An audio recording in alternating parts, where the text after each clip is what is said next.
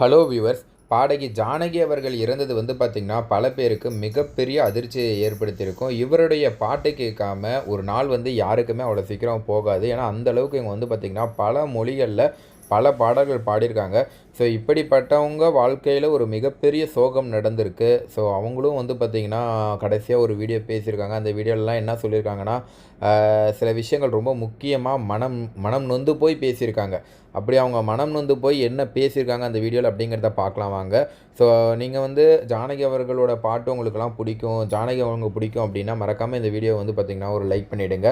இந்திய திரையுலகில் 20க்கும் மேற்பட்ட மொழிகளில் 48,000 பாடல்கள் பாடியிருக்காங்க அப்படிங்கிறத தொடர்ந்து நம்ம பார்த்துட்டு வந்துட்டு தான் இருக்கோம். அதாவது இவங்க ஆக்சுவலாக என்னென்னா மருத்துவமனைக்கு போய் அதுக்கப்புறம் தான் இறந்துருக்கிறதா தகவல் வெளியே இருக்குங்க. அந்த விஷயங்களும் நமக்கு கிடச்சிருக்கு. பட் ஆனால் அவங்க ஒரு வீடியோ ஒன்று பேசியிருக்காங்க. அதுதான் பார்த்திங்கன்னா ரொம்பவே மனம் நொந்து போன மாதிரி பேசியிருக்காங்க. அது நம்மளை பார்த்திங்கன்னா ரொம்பவே ஒரு மாதிரி கஷ்டமாக்கிடுச்சு அப்படின்னே சொல்லலாங்க. அப்படி அந்த வீடியோவில் அவங்க என்ன பேசியிருக்காங்க அப்படின்னு பார்த்தீங்கன்னா, இவங்க ஆக்சுவலாக பல விருதுகள் நான் வாங்கியிருக்கேன். இவங்க கொஞ்சம் ஆக்சுவலாக எந்த மாதிரினா ஒரு ஆட்டிடியூட் டைப்புன்னு கூட சொல்லலாம். ரொம்ப நம்ம பார்த்தாவே தெரியாது ஆக்சுவலாக என்னென்னா இவங்க ஆட்டிடியூடா அப்படிங்கிற மாதிரிலாம் நம்ம நினைக்கலாம். ஆனால் ஆக்சுவலாக அவங்க நம்ம நேரில் பார்க்கும்போது அவங்க பாடல் பார்க்கும்போது நமக்கு எப்படி தெரியும், இவங்க ஆட்டிடியூட்லாம் கிடையாதுப்பா, இவங்க ரொம்ப நார்மலானவங்க தான், இந்த மாதிரிலாம் பண்ண மாட்டாங்க அப்படின்னு தான் நமக்கு தெரியும். பட் ஆனால் அவங்க ப்ரொஃபஷன் அவங்க ரொம்ப ஆட்டிடியூடான இருப்பாங்க ஆக்சுவலாக. எப்படின்னா ஒரு எக்ஸாம்பிள் சொல்லணுன்னா, இவங்க 2013 பார்த்திங்கன்னா பத்மபூஷன் விருது இவங்களுக்கு கொடுத்துருக்காங்க. அப்போ கொடுத்தப்போ அவங்க என்ன பண்ணிட்டாங்க, அந்த விருதே எனக்கு வேணாம் அப்படிங்கிற மாதிரி சொல்லிட்டாங்க. ஏன் அப்படி சொல்லிட்டாங்க அப்படின்னா, நான் இத்தனை வருஷமாக பாடியிருக்கேன், என்னோடய உழைப்புக்கு இது ரொம்ப லேட்டாக கிடைக்கிது, அது தகுதி கிடையாது எனக்கு, நான் வாங்கலாம் அப்படிங்கிற மாதிரி சொல்லிட்டு அதை டக்குன்னு வேணான்னு சொல்லிட்டாங்க. ஸோ இந்த மாதிரி பார்த்திங்கன்னா இவங்க ஒர்க்கில் கரெக்டாக இருக்கிறதுனால அதில் ஆட்டிடியூடாக இருப்பாங்க. பட் நார்மலாக நீங்கள் பேட்டி கொடுக்குறதா இருக்கட்டும், இவங்க கூட பேசுகிறதா இருக்கட்டும், எல்லாமே ரொம்ப ஜோவியலாக அன்பாக பேசுவாங்க. அதை நம்ம பார்த்துருப்போம். அதனால தான் நான் அந்த விஷயத்த சொன்னேன். இந்த மாதிரி ஆட்டிடியூட்னு சொன்னால் இவங்க போய் ஆட்டிடியூட்னு சொல்கிறீங்களா அப்படிங்கிற மாதிரி நிறைய பேர் யோசிப்பீங்க. அதனால் சொன்னேன். அந்த ஆக்சுவலாக என்னென்னா அவங்களுடைய அந்த கேரக்டர் சொல்கிறேன். ப்ரொஃபஷன் ரொம்ப இதாக இருப்பாங்க. ஸோ அது மட்டும் இல்லாமல் ப்ரொஃபஷனை பொறுத்த வரைக்கும் இன்னும் என்ன சொன்னாங்கன்னா, கடைசியெல்லாம் பாட்டு பாட நிறைய பேர் கூப்பிட்டப்ப நான் வரலன்னு சொல்லிட்டாங்க. காரணம் என்னென்னா, எத்தனையோ புது சிங்கர்ஸ் இருக்காங்க, இன்னும் என்னையே வச்சு பாடிட்டு இருந்தீங்கன்னா அவங்களுக்கு வாய்ப்புகள் மறுக்கப்படும். சின்ன சின்ன பேர் எத்தனையோ பேர் இருக்காங்க, அவங்களுக்கு வாய்ப்பு கொடுங்க அப்படிங்கிற மாதிரி பார்த்திங்கன்னா ஒரு பேட்டியில் சொல்லியிருந்தாங்க. ஸோ அதே போல் பார்த்திங்கன்னா இன்னும் ஒரு சில விஷயங்கள் நிறையா பகிர்ந்துட்டு இருக்கும்போது டக்குன்னு என்ன சொல்லிட்டாங்கன்னா, அவங்க ஹஸ்பண்ட் அவர்கள் ஒருத்தர் அவங்க கல்யாணம் பண்ணி அவங்க தான் ரொம்ப முக்கியமாக காரணமே. நான் ஆரம்பத்திலேயே பாடியிருந்தாலும் கல்யாணம் ஆகிறதுக்கு முன்னாடியே. ஸோ அதுக்கப்புறம் என்னுடைய புகழ் உச்சிக்கு போனது அவர் சப்போர்ட்னால தான் நான் ரொம்பவே அதிகமாக பாடினேன். ஸோ அதுக்கப்புறம் அவர் 1997 இறந்த பிறகு கூட எனக்கு ரொம்ப மன வருத்தமாக இருந்தது. ஒரு மாதிரி தனிமையாக ஃபீல் பண்ணேன். இருந்தாலும் என்னுடைய மகன் என் கூட இருந்ததுனால எனக்கு பார்த்திங்கன்னா ரொம்ப சந்தோஷமாக தான் இருந்தது. பட் ஆனால் பார்த்திங்கன்னா அப்புறம் மகன் கூடயே இருக்கணும் அப்படிங்கிற மாதிரி ரொம்ப சந்தோஷமாக இருந்தேன். நான் மகனோட வாழ்க்கையும் சரியாக அமையலை அப்படிங்கிற மாதிரி பார்த்திங்கன்னா மனம் போய் பேசியிருக்காங்க. மகனோட வாழ்க்கையிலையும் டைவர்ஸ் ஆகி அதுக்கப்புறம் அம்மா கூட தனியாக இவங்க 2 பேரும் மைசூரில் இருந்திருக்காங்க. ஸோ அப்படி இருக்கும்போது அவங்களுக்கு பேரன் பேத்தி இருக்காங்க. பட் ஆனால் அதுவும் பார்த்திங்கன்னா பெருசாக டச் இல்லை. பட் ஆனால் வந்துட்டு போவாங்க, பேசுவாங்க. இந்த மாதிரி தான் இருந்திருக்கே தவிர ரொம்ப மகிழ்ச்சியான குடும்பம் அப்படிங்கிற மாதிரி சொல்ல முடியாதுங்க. ஓகே, அந்த மாதிரி நார்மலாக இருப்பாங்க. பட் ஆனால் நம்ம எதிர்பார்க்குற மாதிரி இல்லை. ஸோ அதுக்கப்புறம் பார்த்திங்கன்னா இவங்க அந்த பேட்டியிலேயே இன்னும் சொல்லும்போது மகனுக்கு சரியாக வாழ்க்கை அமையல அப்படிங்கிற மாதிரிலாம் ஒரு சில விஷயங்கள் ரொம்பவே பேசியிருக்காங்க.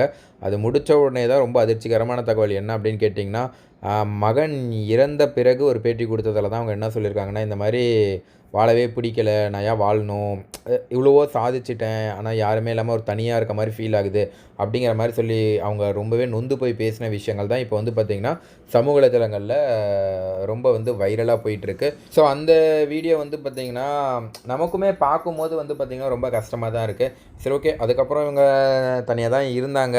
ஸோ ஆக்சுவலாக நேற்று தான் இந்த விஷயங்கள் எல்லாமே நடந்திருக்கு. அது என்ன நடந்திருக்குன்னா, மருத்துவமனையில் ஒரு சில தகவல் கொடுத்துருக்காங்க. ஜூலை 11 மதியம் 12:49 மணி அளவில் மிகவும் மோசமான உடல்நிலையில் பாடகி ஜானகி அம்மா மருத்துவமனையில் அனுமதிக்கப்பட்டிருக்காங்க. அவர் இருந்த நிலையை பார்த்ததும் அவரை உடனே தீவிர சிகிச்சை பிரிவில் அனுமதித்து மருத்துவர்களின் முழு கண்காணிப்பில் தான் அவங்க இருந்திருக்காங்க. அடுத்தடுத்த சிகிச்சைகள் முறையாக அவருக்கு வழங்கப்பட்டு வந்தது. ஆனால் திடீரென அவருக்கு மாரடைப்பு ஏற்பட்டது. உடனே அவருக்கு மருத்துவ குழுவினர் CPR சிகிச்சை அளித்தனர். ஆனால் அந்த சிகிச்சைக்கு மத்தியிலேயே ஜானகி அம்மாள் அடுத்தடுத்து மாரடைப்புகளை எதிர்கொண்டார். ஆனாலும் மருத்துவர்கள் போராடி பார்த்தனர். இறுதியாக மாலை 7:30 மணிக்கு அவருடைய உடல் அவங்க உயிர் பிரிஞ்சிருக்கு அப்படிங்கிற மாதிரி மருத்துவமனையில் அவங்க அறிக்கை கொடுத்துருக்காங்க. அவரது மறைவுக்கு திரையுலகத்தினர், ரசிகர்கள், அரசியல் தலைவர்கள், பல்வேறு மாநில முதலமைச்சர்கள் என பலரும் இரங்கல் தெரிவித்து வருகிறார்கள். அவரது உடல் கர்நாடகா மாநிலம் மைசூரில் உள்ள அவரது இல்லத்தில் பொதுமக்கள் அஞ்சலிக்காக வைக்கப்பட்டுள்ளது. கர்நாடகா திரையுலகை சார்ந்த பிரபலங்கள் தொடங்கி அரசியல் கட்சி தலைவர்கள், ரசிகர்கள் மற்றும் பொதுமக்கள் என பலரும் அவரது உடலுக்கு இறுதி அஞ்சலி செலுத்தி வருகிறார்கள். இது தொடர்பாக வீடியோக்கள், புகைப்படங்கள் எல்லாம் அங்கங்கே சமூக வலைதளங்களில் பயங்கரமாக பரவிட்டு தான் வந்துட்டு இருக்கு. அவங்க ஆக்சுவலாக இணையத்தில் அவருடைய உடலை பார்த்த ரசிகர்கள் பலரும் தங்களுடைய ஆதங்கத்தையும் கண்ணீரையும் பகிர்ந்து வராங்க. ஸோ அது மட்டும் இல்லாமல் அவங்க வாழ்க்கையில் பல துன்பங்கள், பல கஷ்டங்கள் இவ்வளோ நடந்திருந்தாலும் அவங்களுடைய பாடல்கள், அந்த அம்மா பாடல்கள் ஒன்றே பார்த்திங்கன்னா மிக பிரம்மாண்டமாக இருந்திருக்கும். ரொம்பவே எப்படி சொல்கிறது, இனிமேல் உருகி போய் தான் இருக்கும். ஆக்சுவலாக அவங்க இன்னொரு வீடியோ சொல்கிறதுக்கு மறந்துட்டேன். அந்த இன்னொரு வீடியோ அவங்க சொல்லியிருப்பாங்க இந்த மாதிரி. அந்த அம்மா பாடல் ஆக்சுவலாக அந்த பாடல் எதுக்காகனா மகன் தாய்க்காக பண்ணது. ஆனால் அது பார்த்திங்கன்னா ஒரு தாய்க்கு மகனாக இருந்த மாதிரி என்னுடைய மகன் இறந்த பிறகு அந்த பாட்டை கேட்டு நான் ரொம்ப ஃபீல் பண்ணேன் அப்படிங்கிற மாதிரி பார்த்திங்கன்னா அவங்க சொல்லியிருக்காங்க. என் பையன் அந்த பாட்டை கேட்டு ஃபீல் பண்ணியிருந்தானா பரவாயில்ல, ஆனால் நான் ஃபீல் பண்ண வேண்டிய நிலைமை ஆயிடுச்சு அப்படிங்கிற மாதிரி ரொம்பவே பார்த்திங்கன்னா அவங்க உருகியிருக்காங்க. ஸோ இந்த தகவல் தான் எல்லாரையுமே ரொம்ப கஷ்டத்தில் ஏற்படுத்திடுச்சு அப்படின்னே சொல்லலாம்னு வச்சுக்கோங்களேன். அதுக்கப்புறம் பார்த்திங்கன்னா இப்போது என்ன சொல்லியிருக்காங்கன்னா, இவங்களுக்கு அவங்க இறுதி ஊர்வலம் அங்கே அஞ்சலிக்காக வச்சுருக்காங்கல்ல, அரசு மரியாதை கொடுக்குறதா பார்த்திங்கன்னா தகவல் வெளியே இருக்குது. இவங்களுக்கு பல லாங்குவேஜ்கள் தெரியும். நிறைய பார்த்திங்கன்னா நல்லது பண்ணணும், அதாவது ஆக்சுவலாக தன்னால் முடிஞ்ச உதவியை பண்ணணும் அப்படிங்கிற மாதிரி ரொம்பவே நினைக்கக்கூடிய ரொம்ப நல்லவங்க தான். ஸோ அடுத்ததாக பார்த்திங்கன்னா அவங்களுடைய பேத்தி ஆக்சுவலாக அவங்க கூட என்ன சொல்லியிருக்காங்க அப்படின்னு பார்த்திங்கன்னா, எங்கள் பாட்டியின் இறுதி சடங்கு குடும்ப உறுப்பினர்கள் மட்டுமே பங்கேற்கும் தனிப்பட்ட நிகழ்வாகவே இருக்க வேண்டும். தனிப்பட்ட உணர்வுகளுக்கு மதிப்பளியுங்கள் அப்படிங்கிற மாதிரி சொல்லி ஜானகியோட பேத்தி அப்சரா அவங்க பற்றி பார்த்திங்கன்னா சொல்லியிருக்காங்க. அவங்க சொல்லும்போது என்ன சொல்லியிருக்காங்க அப்படின்னா, எனது பாட்டியும் பிரபல பின்னணி பாடகியுமான ஜானகி மறைவு செய்தியை நான் மிகுந்த மனவேதனையுடன் உங்களிடம் பகிர்ந்து கொள்கிறேன். குடும்பத்தினர் வாரி வழங்கிய அன்புக்கு மத்தியில் எங்கள் பாட்டி அமைதியான முறையில் இந்த உலகை விட்டு பிரிந்து சென்றார். பாட்டியின் இறப்பால் நாங்கள் அனைவரும் மிகவும் உடைந்து போயுள்ளோம். அவர் வாழ்ந்த அசாதாரண வாழ்க்கைக்காகவும் காலத்தால் அழியாத இசையின் மூலம் மக்கள் மனதை கொள்ளை கொண்ட மகிழ்ச்சிக்காகவும் நாங்கள் அனைவரும் நன்றியுடன் இருக்கிறோம். இந்த உலகிற்கு வேண்டுமானால் அவரது தனித்துவமான குரல் ஏராளமாக எண்ணற்ற நினைவுகளாக தரலாம். ஆனால் எங்களை பொறுத்தமட்டில் அவர் எங்களிடம் பாசம், பரிவு, கருணை காட்டிய அன்பான பாட்டி. அவரது நினைவுகள் எப்போதும் எங்களுடன் இருக்கும். மேலும் இந்த மிகப்பெரிய துயரத்தில் எங்கள் குடும்பம் பார்த்திங்கன்னா நாங்கள் இருக்கணும் அப்படிங்கிற மாதிரி நினைக்கிறோம். எங்களுக்கு கொஞ்சம் தனிமையாக இருக்கிறதுக்கு எங்கள் தனிமைக்கு கொஞ்சம் மதிப்பளிப்பு கொடுங்க அப்படிங்கிற மாதிரி சொல்லியிருக்காங்க. அது மட்டும் இல்லாமல் எங்கள் பாட்டி உடல்நல பாதிப்பால் அவதியுற்ற போது உறுதுணையாக இருந்தவர்கள், பிரார்த்தனைகள் செய்தவர்கள், எங்கள் நலம் விரும்பி ஆகியோருக்கு எல்லாருக்கும் நான் நன்றிகள் தெரிவிச்சுக்கிறேன் அப்படிங்கிற மாதிரி பார்த்திங்கன்னா அவங்க சொல்லியிருக்காங்க. உண்மையாலுமே இந்த செய்தி பார்த்திங்கன்னா பல பேரை உருக வச்சிருக்கு. சரி, ஓகே, உங்களுக்கு ஜானகி அவர்களோட கலைகள், அவங்க பாடின பாட்டுகளில் உங்களுக்கு பிடிச்ச பாட்டு என்ன அப்படிங்கிறத கீழே கமெண்ட்டில் பதிவு பண்ணுங்கள். ஸோ அதே போல் பார்த்திங்கன்னா அவங்களோட இறப்புக்கு நீங்கள் இறுதி அஞ்சலி செலுத்தணும்னு நினச்சிங்கன்னா மறக்காமல் இந்த வீடியோவை லைக் பண்ணுங்கள். நன்றி, வணக்கம்.